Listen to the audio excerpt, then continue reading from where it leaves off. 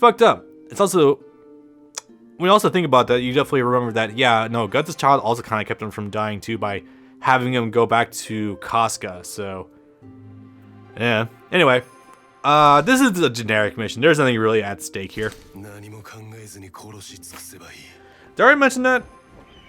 Oh no, there's another thing my notes didn't mention. Well, I've been kind of alluding to it. Let's see. Yeah, no, Black Swordsman Guts is really meant to toe a line between hero and villain. He's more, especially when you like view his actions during the Slug Count arc, he's much more of like a chaotic neutral force rather than a straight force for good. Yeah, so incredibly generic quest here. I'm not even sure why this is here really. I think it's meant to be a stand-in for oh god, I don't remember her name, but you know, the daughter and her dad who offered to take up Guts and bring him in their carriage with them, and it ended up, you know, obviously a more bodies on the side of the road from Guts's fights against the undead, because go figure. It's a damn shame, but you know, it's whatever. Okay, really this is, I think this is a straight elimination match really. There's not really any saving going on here. Just survive until morning, go for 1,000 kills and such. Truthfully though, this is a really good grinding level. This is actually really nice for just utilizing golden dice and or good luck dice and going for broke. It's really good. With the amount of commands that'll show up too, yeah, it's pretty sick. It's also fucked up to think that I'm probably not even an hour into recording, and I'm already one level away from the end of this arc. It's I'm pretty sure I know why. I'm pretty sure this was like they have a lot for the Black Swordsman arc because, you know, never been animated. Probably focusing more on Conviction and Millennium Falcon chapters because they were animated and there's actually content to work with. I suspect that's the case. It's disappointing to think about, but it's probably the truth. I'm not a fan of it, but you know, it's whatever. But yeah, for these opening levels, you're really not going to utilize your sub-weapons too much. Honestly, the levels are so easy that you can kind of just turn your brain off and just go to the town. Because again, Guts' Dragon Slayer is so goddamn strong and efficient with his hit stun and speed that you don't have to worry too much. You can kind of just turn your brain off and just go to town. Like, look at this. I think I'm already halfway done. Got an actual target topside? Nice.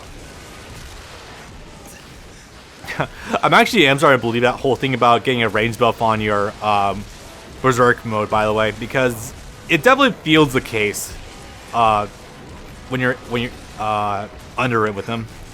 Ah, yeah, ghosts. I think I've already shown us all before with them that they will actually they don't suffer hit stun whatsoever, and it's fucking annoying because that means that you can't hit them around, and if you can't one shot them. You'll probably just walk right over them and miss them completely. So yeah, it sucks. Iron. I'm pretty sure it's a little stronger than iron, buddy. Just gonna be completely honest here. Also, these trees here, the possessed tree I think is actually from like the opening chapters for Lost Children arc, because man, poor Jill. She was kidnapped by a bunch of thieves, held to a tree, or pretty much tied up to a tree, and Guts came by and was like, you might want to take a look at that tree, guys. And it's one of these trees, and it nearly ate them, and that was fun. As in, it was not fun. I think it was squeezed into like the early Berserk 2016 anime, if I'm not mistaken. The first two episodes of Berserk 2016 really tried to compress a lot of events into as short time span as possible. Like, again, they had the old man and the daughter, that happened. They had the tree, that happened. They had the bar scene, that happened. They really condensed the fuck out of that, and, man. Again, I still don't necessarily hate the Berserk 2016 anime, like, you know, despite how obviously into the series I am by now. It doesn't bother me that much, but it could obviously be way better, and not so over-reliant on, you know, bad directing. That's terrible to say, I know, but it's just like, oh man, maybe you shouldn't have gone to the animation studio that made TQ to do your anime. I mean, I'm just saying, that might be a good idea once in a while. Okay. Let's come over here. He'll probably go down one hit, I'm willing to bet. Oops, wrong one. Force Slayer? There we go. Let's see. Yeah, not quite what I was going for. I could have closed it out with a cannon blast, but nah. If you do want to invest into Guts' technique stat, it is a good idea because of the sheer amount of sub-weapons that he does have, but it's not that big a deal. Yay, daylight, I guess. Okay. Alright, why not? So, oh, I'm probably glowing because of the horse feather I used. I don't need horse feather? Did I just say that right? No, I was thinking of horse slayer, but no, the eagle feather I think I have equipped on me right now. I never use those. I hit that by accident. I used to use them a lot before I had the Skull Knight's horse, but these days, I think it ramps up your attack speed. I could be wrong though. Yep. Apparently, the reason that Puck wanted to actually follow Guts is because he knows that following him will show him the world and stuff. And he knows that Guts could end up doing a lot of crazy shit along the way. What still bothers me though is like, I'm still not sure if what Guts is doing is actually following quote-unquote causality's design. Because like obviously Guts is supposed to be like the fish out of water, or the fish jumping out of the water, and the one that's kind of going against its design, sort of. It's really weird. I'm not sure what the hell's going on with that. Again, if we could show anything for the God Hand, that would be super nice, but still not happening. Someday we will get something, but still not. Oh boy, okay. So, Slug Count. A lot of things happen. It's not a horribly long arc. I think it's like maybe a volume and a half in length. It's really not too terrible. Probably like 12 chapters total, 13, 14. You can read it in like a good hour or two. I mean, I did upon rereading it. It's a really good arc. Honestly, among the Black Swordsman arc, if we don't count Lost Children, it's one of the best arcs in the series, honestly. Like, it's so self-contained and nice, and you can use it as a great jumping off point for the whole series. Oh, we are starting off with the executions of very much. Okay, remember the whole thing about witchcraft that's happening? You know, obviously it goes on more later with the conviction arc. Yeah, that's still that's happening before that too.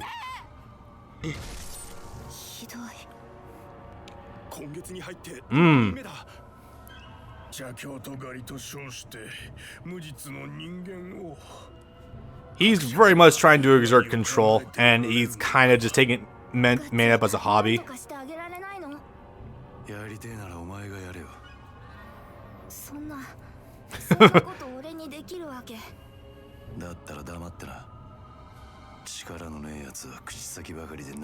Yeah, again, Guts is very extremely pessimistic view of everyone. If you're weak, then you can't do anything, so shut up and not complain about it. And it happens to be the fat bastard sitting up on a podium over there, who is not shown, despite the fact he can easily show it off. I forgot to mention the thing. Fucking hell, god damn it! I keep forgetting points. But again, this is very well we're talking about because I just noticed it the other night. So first chapter, Berserk, the Snake Lord. If you actually look at his facial design, and then cross-reference it with like the facial designs of like Yoma from Claymore, it becomes incredibly obvious how much Berserk did influence Claymore. And according to Taylor, so did The Witcher. That's an interesting thing about it. By the way, side note, if you want a fun series to check out that's sort of like Berserk, minus a lot of the rape, but Witcher's really good. The Netflix series is really astounding. I do recommend you go watch it if you want a fun watch. Anyway, sorry. Just go ahead and stock up on these. I see something good. Nope. She's currently trying to get me to read the Witcher books, which I'm not opposed to, but it's been so long since I've sat down and read an actual book that I'm a little apprehensive. I'm not gonna lie. It's I need to figure out a way to deal with that. Anyway, so this level tries to kind of condense the entirety of the Slug Count arc into one area. Kind of. This is like, okay, so it kind of starts off with like Guts just arriving. Yeah, it sounds about right for Witch Trials. That sounds very much about right. Fun fact, once upon a time, Witch Trials were usually only held to expunge the weak and to utilize their land as sort of gentrification. True story, by the way. Witch Trials are usually always shams and started by higher-ups or nobility just as a way to purge the poor and get the resources. Not even kidding about that. The German witch trials of like the 1500s are particularly gruesome for that fact. So, yeah. I realize I'm gonna have to do more research into witch trials again for the conviction arc, because that's like a heavy, that's a heavy fucking area that where it's done, especially with the torture scenes, because that is very much. A lot of the torture scenes you see in the conviction arc are actually real torture methods that have been done on people in real life. It's horrifying, and it's if you're grossed out by it, good. That is the natural reaction you should have to something like that. If it's anything else, you might want to consider therapy. But yeah, no, that's a thing. Anyway, yeah, this is kind of like the whole intro with Zondark, the first time that he gets stomped by Guts.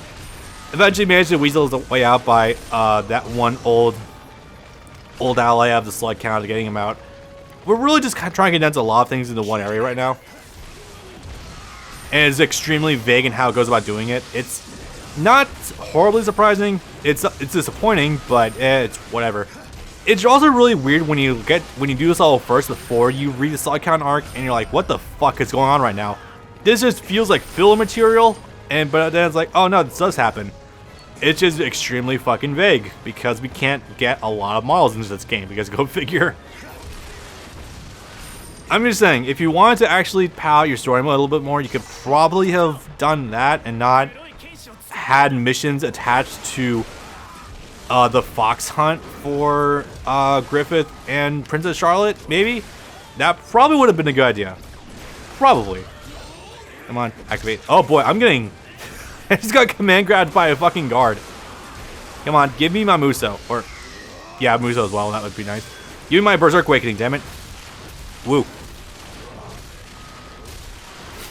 I'm also realizing how much just like raw, like human killing there actually is back in the earliest parts of the series too. These days, like, you'll seldom see Guts fight human enemies. Back during the Black Swordsman arc, oh no, it was very much par for the course. Soldiers under command to take Guts out. But yeah, I can't have that because they'd get in the way, so no thank you. This guy's supposed to be the stand-in for that doctor, by the way, that I was mentioning earlier. The one whose wife and son were eaten whole by the Slug Count. That is, hey, you guys like the Vortag? I don't. Not even like an ironic, like, funny sort of way. We're talking about it. Yeah, he himself also had his, no, I'm kidding, his legs ripped, also sliced off by the Count, and half his face was gone as well. There's a lot of body horror that starts happening in the series even this early on, and it very much sets the pace for going forward, which is good because obviously it sets the pace going forward, but obviously like still bad. Oh yeah, a lot of these evil spirits were actually victims of the Slug Count as well. That comes back later. It very much comes into play later on with the Slug Count being dragged into the abyss. I love that shit so much. How much more we got? Oh, there's an actual enemy count we have to take out for the enemies here. Okay. Really just condensed that scene with this as well. That's amazing.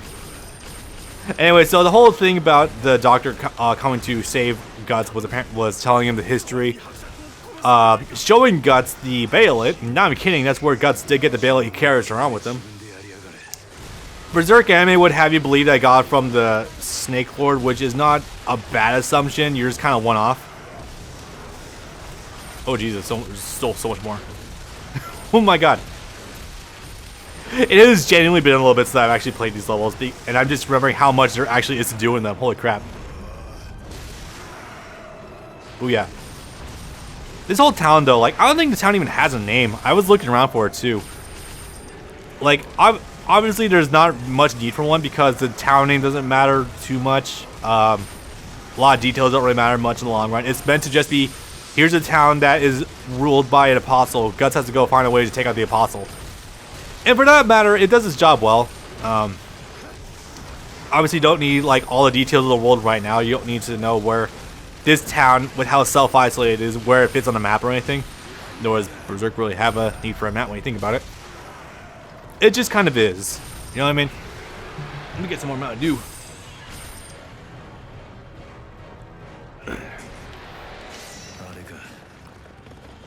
Hey, found the entrance.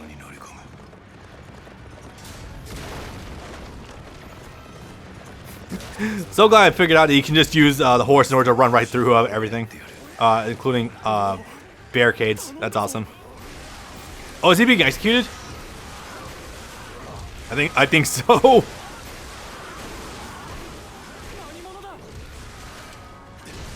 Oh, let's see how many. Okay, that's where we're going to. Got it. Yeah, again, if you've actually read the manga, you'll see how fucking condensed this part of this show is. Which, for getting it out of the door, it's whatever. But I feel like Omega Force could have definitely saved the resources for actually telling the story evenly, rather than padding out the Golden Age arc. Even though it's probably deemed as the most marketable version of the or aspect of the story, even though it's really not. Well, I mean, it kind of is. It kind of isn't. It's really difficult to say these days. I'm pretty damn sure that at this point in time, like, Fantasia arc is way more popular than the Golden Age arc. Probably more so just for nostalgia for Golden Age at this point, really. Even though I don't know, among the Berserk fan base, is there fatigue over the Golden Age arc? Because, like, it's been done so many times, it's been so over and analyzed between Nietzsche's obvious influences and everything else that goes into it, existentialism, all that stuff, and, you know, all the extensive research that's been done to it. Is there an actual burnout of the Golden Age arc, or am I the only one that gets that feeling? Because I very much feel like we've been over that arc so many fucking times to just want to move on. I love it as a comment somewhere. Don't remember the guy's name. Well, it's not Clyde. Clyde's the one who does the very overanalyzed Bleach videos. Oh god, does he?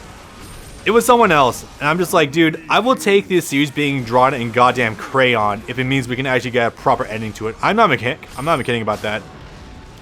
Fucking draw this series in an Etch-a-Sketch if it means we can get a solid conclusion. God damn it. Ugh. Alright. Oh, I forgot to mention the thing. There's obvious parallels between the Slug Count and the King of Midland. Now I'm kidding about that. Excuse me. Let's see. Nobility, who is overprotective of his daughter. Paranoid man. Obviously, doesn't rule with an iron grip necessarily. Or at least, King of Midland doesn't at first. Thank you, Griffith, for fucking that up 6 ways to Sunday. Yeah. There's also a funny scene that is very similar to finding out Sword Berserk, of all things. I'm not kidding about that.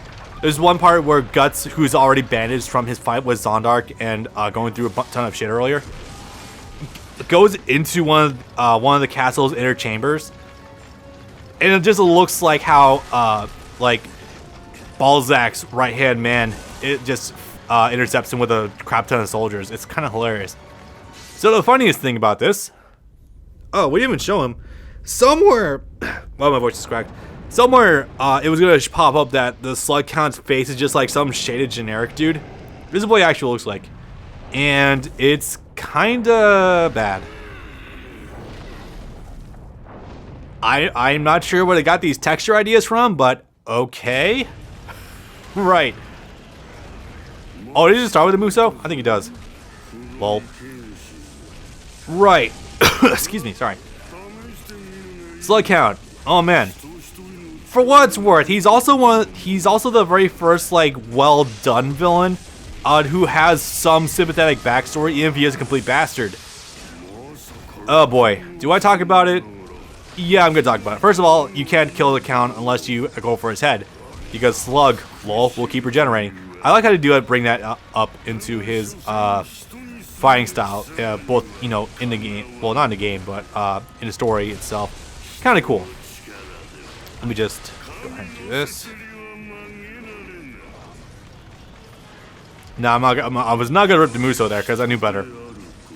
So this man, originally was like a knight of some sorts, and was the actual. Oh wow, he has a command grab. I didn't even realize that before. I thought he had like the one moveset and he didn't do anything else. That is kind of impressive. Let me try to get this. So are we actually trying to like flank him or something? Because that is impressive. I thought we just had to beat the hell out of him. That is kind of impressive. I didn't mention this, by the way, but that Pride level actually has some hardcore frame rate issues. You're going to see more and more frame rate issues with the game going forward, especially with Berserk difficulty. Anyway, like I've been trying to explain, yeah, the Count's wife, while this man was trying to kill heathens slash pagans slash whatever generic name for non-Christian practitioners that you want to use for this week, and it kind of goes all over the place. Yeah, he comes back to the castle and there's a giant like Wiccan orgy going on, and it's super weird. So early on, it was a little more subtle, like with, or a little less obvious with like the Tower Conviction arc, but there's followers of full-on fucking Baphomet in Berserk, and you see it full-on in this. Hey, Bailet. That's gonna come in handy later, I think. It still makes me uncomfortable thinking that Guts still has a Bailet even to this day, and there's the whole thing about a Bailet will stay with its intended user until the time where they activate it. They're destined to activate it, you know, its lowest point, that sort of thing. I don't want to keep the idea of Guts becoming a apostle in the back of my head. That's bad. I don't want that. That would be terrible. But it's just funny to think because, like, okay. You guys want to know a thing or two about Satanism? So in Satanism, Baphomet worship isn't a thing. It's really not. Baphomet's visage was originally taken from a pagan harvesting god, harvesting crop god. There's no real ties to like the idea of like evil worship or anything, or witches or anything like that. It was just kind of associated with it over centuries with Catholic ideology. That's a real thing, by the way. I looked into it. So it's just a funny thing. Whenever people see the goat head, they're like, ah, evil. And I'm just like, hey, I'm going to go harvest this year. Hell yeah. Funny that. So it's just cute to think that Miura would use the image of Baphomet for illustrating satanic imagery. Oh, hello, Skeleton Knight. How are you doing?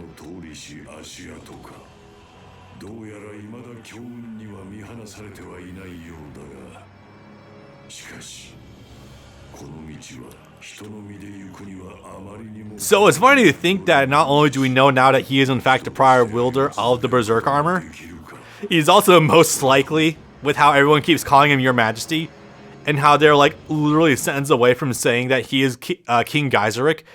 Ah, man, just had to wait 25 years to get that fucking revelation. No, 35 years, because that chapter would have probably been released in 95, honestly. That's fucked. That is terrifying. Anyway, 4 chapters. How much does this run me? Just over an hour. I hate this so much. So, next time we get to this, we're going to go over the Conviction arc.